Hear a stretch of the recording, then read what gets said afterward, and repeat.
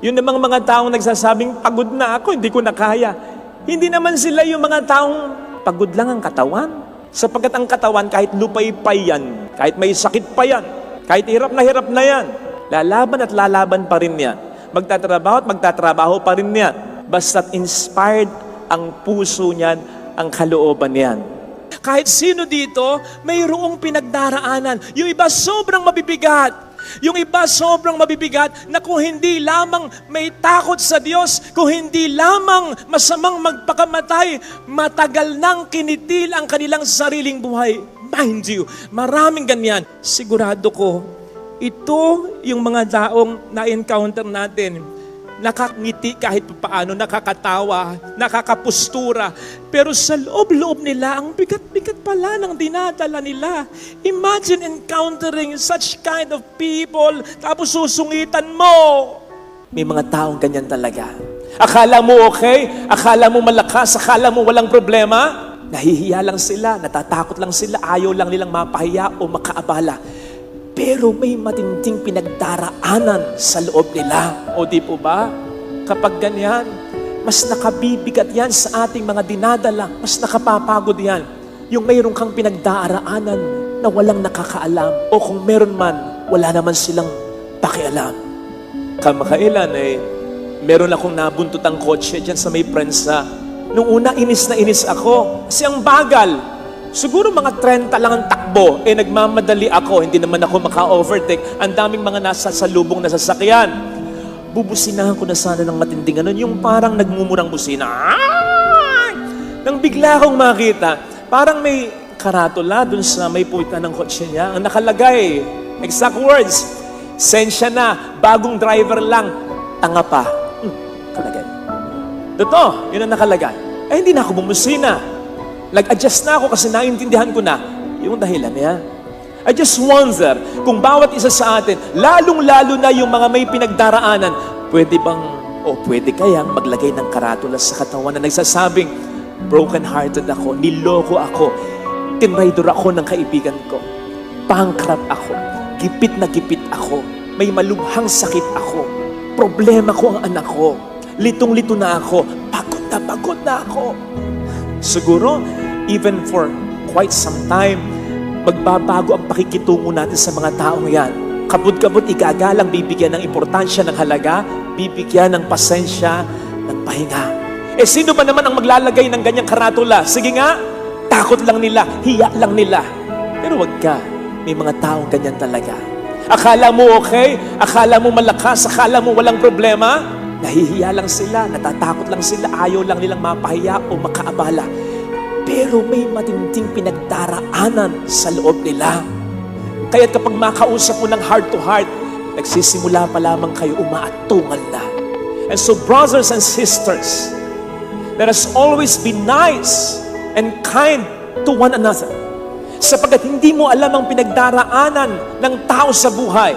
Hindi man tayo makabawas, huwag na tayong makadagdag pa sapagkat sa mga taong very down na, kaunting bagay na nega, ikatutumba, ikakawalang pag-asa nila. Maawa ka, kailangan nila ng pahinga.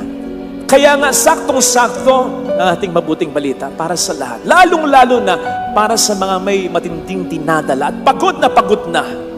Ang sabi ng ating Panginoon, lumapit kayo sa akin, kayong lahat ng nabibigatan, at bibigyan ko kayo ng kapahingahan.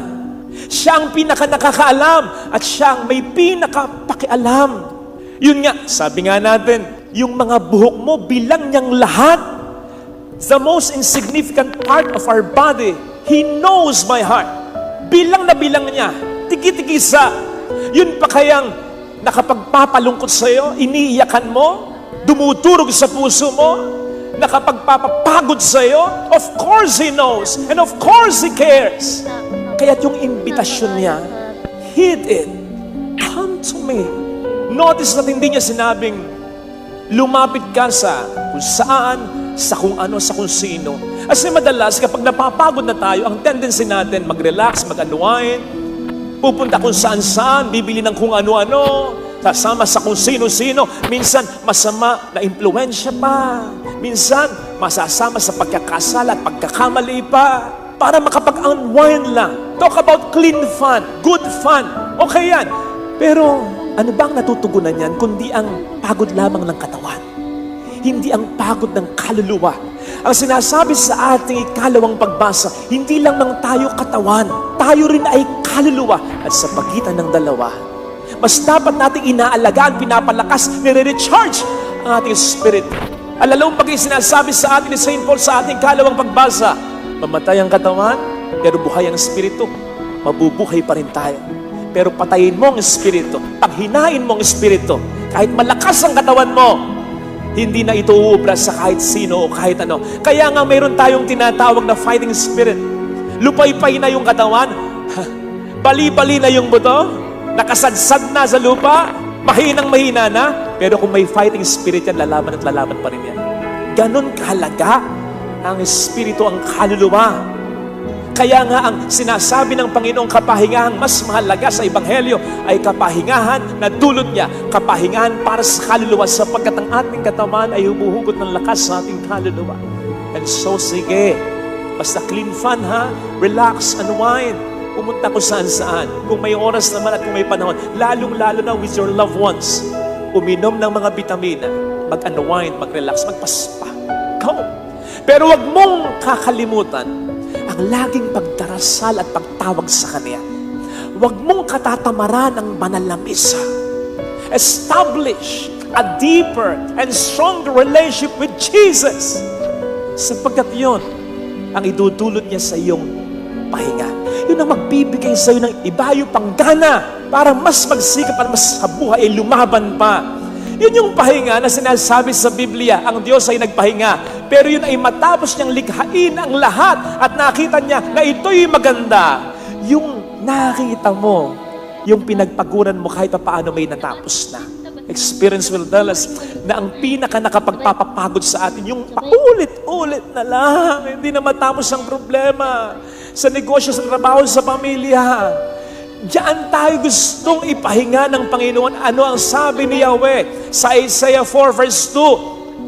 Ang inyong mga sibat ay gagawin kong susod, ang inyong tabak ay gagawin kong karet. Saan ba ginagamit ang sibat at ang tabak? Hindi ba't sa pakikipaglaban, sa pakikipagdigmaan? Saan namang ginagamit ang karet at ang susod? Hindi ba't sa pag-aani or sa harvest time? Sinasabi kasi ng Diyos yan, hindi sa habang panahon makikipaglaban ka, mag-e-effort ka, maghihirap ka. Darating ang pagkakataon, naaani ka ng magandang resulta. Mapagtatapos mo pa rin ang mga anak mo, maaabot mo pa rin ang pangarap mo, maiayos mo rin ang buhay mo, ang pamilya mo, gagaling ka pa rin sa sakit mo, tituno pa rin ang anak mo, magbabago pa rin ang asawa mo. Darating ang pagkakataon na ganito, na mayroon kang magiging pahinga. Basta matuto ka sa Kanya, sa tama lang, sa totoo lang, sa mabuti lang. Lagi kong pinapayo, halimbawa sa isang kabiyak na gustong tulungan ang kanyang asawa sa pagtatrabaho, bagamat hindi po pwede kung minsan o hindi niya kaya for some reasons. Ang lagi kong sinasabi sa kanya ay, maging faithful ka. Iwas ka sa bisyo, iwas ka sa tukso. Alagaan mo ang mga anak ninyo. Yun lang malaking tulong na sa mga anak. Yung magmahalan kayong magkakapatid. Pagbutihin niyo ang pag-aaral ninyo. Iwas din kayo sa bisyo. Kung kayo maliliit pa, iligpit ang pinaghigan, pinagkainan.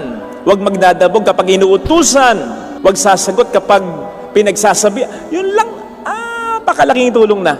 Sa mga may karamdamang inaalagaan, yun lang, maging positibo lagi ang outlook ninyo. Yung inumin ninyo ang gamot ninyo sa oras. Iwasan ninyo yung mga pagkaing bawal sa inyo at iwasang magreklamo. Yun lang na. Yung kapatid mo na kailaki ng suporta sa pamilya ninyo, okay ka pa ba? Baka may problema ka. Kaya pa ba? Baka gipit ka, huwag ka nang magbigay ngayon.